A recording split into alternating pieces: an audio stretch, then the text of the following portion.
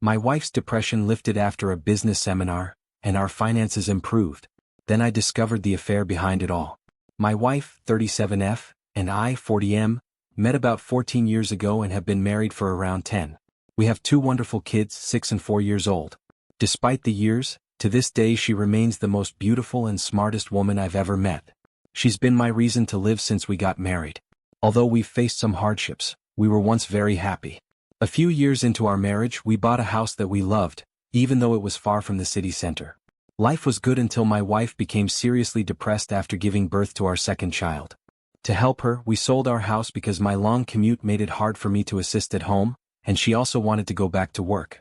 We rented an apartment closer to the city, just 15 minutes from my workplace, but the rent cost 3 times more than the monthly loan repayments for our previous home. Financially, it was a huge burden as we could only depend on my salary, but I wanted to be there for her. Then, just 3 months after moving in, COVID hit and we were stuck at home for a long time. My company implemented WFH policies, which made our move seem pointless. Her depression worsened. She tried various ways to earn money from home, like selling stuff online, blogging and trading, but nothing worked. She also enrolled in courses but didn't finish them. She felt responsible for not being able to contribute financially.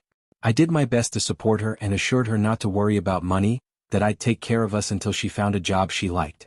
When COVID restrictions eased a bit, she enrolled in a business seminar that's held every few months either locally or abroad in some other country. The content of this seminar is concerning. I listened to recordings of past gatherings and the speaker spouts some truths, like, if you keep doing the same things you'll end up with the same results, while also often promoting questionable life choices, like having affairs and living a selfish lifestyle, to say the least. My wife herself admitted the content was garbage, but insisted on attending because, despite this, some of the attendees happen to be financially successful people and, according to her, she can seek financial advice and make business connections. She also happens to love traveling, which is probably the main reason she likes going, especially when it takes place abroad. On the bright side, she came back from the first seminar abroad motivated to start a new business. On the other hand, she brought COVID back with her that time. We all got sick, and with my kids still burning with fever for days, she just kept talking about wanting to go abroad for the next seminar. I snapped and we got into an argument, but this didn't stop her at all, however. That year she went to 4 seminars abroad, leaving me all alone to juggle work, house chores and childcare for around 2 weeks each time.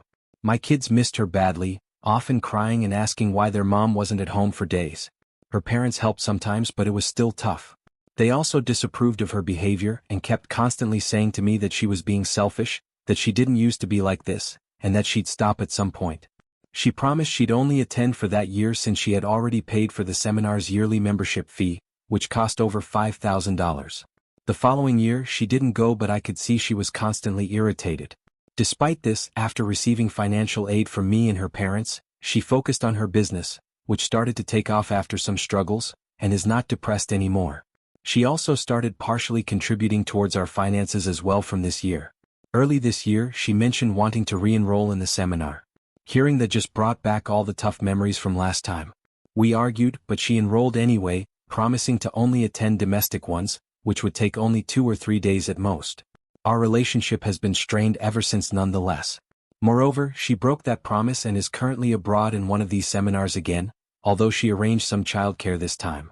Needless to say, this has been still tough for me and the kids. Recently, she said she feels controlled by me and the kids and sometimes wishes to just leave and live alone. The reason? She loves traveling, the seminar after parties are a lot of fun, and she feels we're in her way to freely live the life she wants. That in reality, there's so much more things she'd like to do, but doesn't because of me and the kids. Just to clarify, other than these seminars, I've never prevented her from doing anything she wants.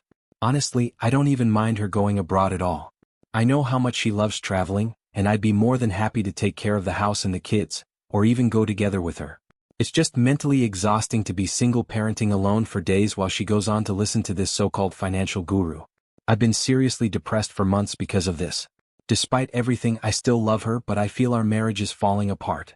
Thoughts of ending everything once and for all have crossed my mind, but I think about our kids and try to stay strong for them. Honestly, I don't know what to do anymore. There's just so many thoughts on my head right now. Can I save my marriage? Should I just let go? Am I being a controlling husband for not wanting her to go to these seminars? Am I just being taken advantage of? Update. Sometimes, life's cruelty strikes before you've even made a decision. Since the beginning of the year, things have been off between us. She's been acting strangely since the beginning of the year, irritable, avoiding me, and we haven't been intimate much. Some days she's happy, some others fully irritated. Sometimes she's a great mother to our kids, some other times she wishes they had never been born. Recently, I had to go to the urologist for a urinary tract infection, and the test suggested it might be an STD. This was a huge shock because I've never been with anyone other than my wife since we started dating. Right now, she's away at a so-called business seminar, of which I talked about in a different post. She has been keeping diaries for over a decade, and out of desperation I read them for the first time ever. It turns out she's been having multiple sexual partners for the past 2 years. In particular, there was one affair that lasted over a year, and it seems part of her irritability was due to her lover moving on to someone else. I also discovered she has a hidden Tinder account too and been meeting with other men regularly. To avoid going into too much detail, the revelations in the diaries would make any movie or TV series I've ever seen pale in comparison. She has been involved with at least 6 different men over the past 2 years. These affairs occurred not only during her so-called seminars but also during short business trips, dinners, and other supposed work-related events. Meanwhile, I was at home taking care of the kids and naively believing I was supporting her career. Some entries vividly describe how great these encounters were for her, all while expressing gratitude towards me for being a devoted husband and father, without a single trace of remorse. This lack of guilt and the extent of her deception make me question her emotional and mental state. While reading through the diaries, I felt an overwhelming sense of despair. In the end, I sought refuge with friends for a few days as I felt I couldn't be alone, otherwise I'd do something that could never be taken back. They really supported me a lot during this time and helped me get in contact with a therapist. I'm now taking regular therapy sessions once per week. They also helped me in getting in touch with lawyers specializing in divorce. I'm also getting treatment for my STD as well. Returning home after picking up the kids from my in-laws was an emotionally devastating experience. I couldn't bring myself to smile at all. At some point, while contemplating all the possible ways I could end my life, my daughter just looked at me and saw my face. Without saying a word, she just came over and wrapped her arms around me. At that moment, I broke down, held her tightly and burst into tears in front of her. She's my sweet angel, and the shame of having considered leaving my kids to suffer under their mother's disdain was almost too much to bear.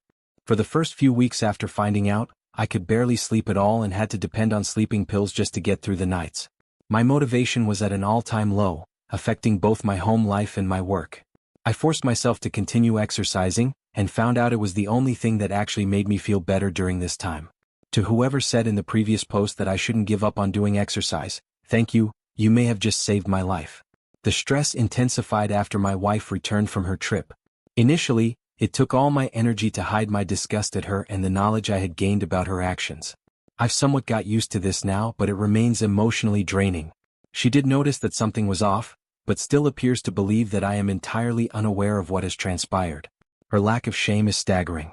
Just recently, she asked me to buy her the expensive gift I promised her for our 10-year anniversary, for which I made an excuse to not buy yet, despite her going into another business trip just the day after our anniversary, which was described in extremely painful detail in her diaries. To make matters worse, she was even arranging to meet her latest partner on the day of my birthday. Nowadays I've started to feel a lot better, thanks to exercise and therapy. I had never been to a therapist before in my life, and to be honest, I am regretting not having done it sooner. Despite my wife betraying me in the worst possible way, part of me still thought that maybe all of this was my fault. Maybe if I had done this, if I had put more effort into that, I blamed myself for a lot of things. My therapist helped me see through it that, while I could have done some things differently, in the end, I cannot be held responsible for the actions she chose to take, and no one deserves to be betrayed in the way I was. If I'm at fault for anything, it's for blaming myself for everything, always putting her needs ahead of my own, and trusting her unconditionally without question. While it was extremely hard for me to balance work and looking after the kids alone every time she went on any of these trips, I always let her go after convincing myself that I was doing it for her, to support her business, to let her relieve stress from being at home, that this is what a supportive husband would do, and that if maybe I had a better job or made her happier, she wouldn't feel the need to escape from home. I'd be lying if I said I'm not depressed anymore, but I'm certainly doing much better these days. Nowadays I feel more rage rather than sadness, and it is the rage that's keeping me going. My therapist advised me to channel this rage into the things I do, which has worked surprisingly well. I talked with 2 law firms about my situation, and was advised to collect more evidence, which I've been devoting myself to for the past few weeks. I finished digitizing all of her diaries from the past 2 years, which were quite a lot. I got access to her computer and found just way too many photos, chat conversations and documents to help my case. She's been posting all of her adventures into a very distorted private group in Facebook, to which I've also taken plenty of screenshots of. I've compiled a list of all of her sexual partners in the diaries, and have been identifying them one by one on social media, etc. I've gathered everything I could on her current sexual partners, and managed to figure out where they live and or work. Now I'm debating whether I should confront them or not. The things I've read in these diaries are so bizarre that I thought maybe she was just writing material for some sort of twisted novel, that is, until I found all the other stuff in her computer, etc. Maybe I'm broken myself as well, but a part of me is actually enjoying this process of gathering all these tiny pieces of evidence and information, cross-referencing them with her diaries and finding everything I can about her and her lovers. Part of me wants to see her burn on social media by posting directly everything I've found out, since a big part of her business is centered around social media, but I'm refraining myself from doing so since this would also affect both me and the kids, as well as her parents, who have been nothing but kind to me since we got married. I'm also not sure if I should bring this to light to her parents as well, since this will probably devastate them. I'm planning on confronting her after talking further with the lawyers about how to make sure to gain custody of my kids. The country I live in has a rather unfair tendency of granting custody to the mother, even if she's unfit for it, setting the terms of the divorce and child support.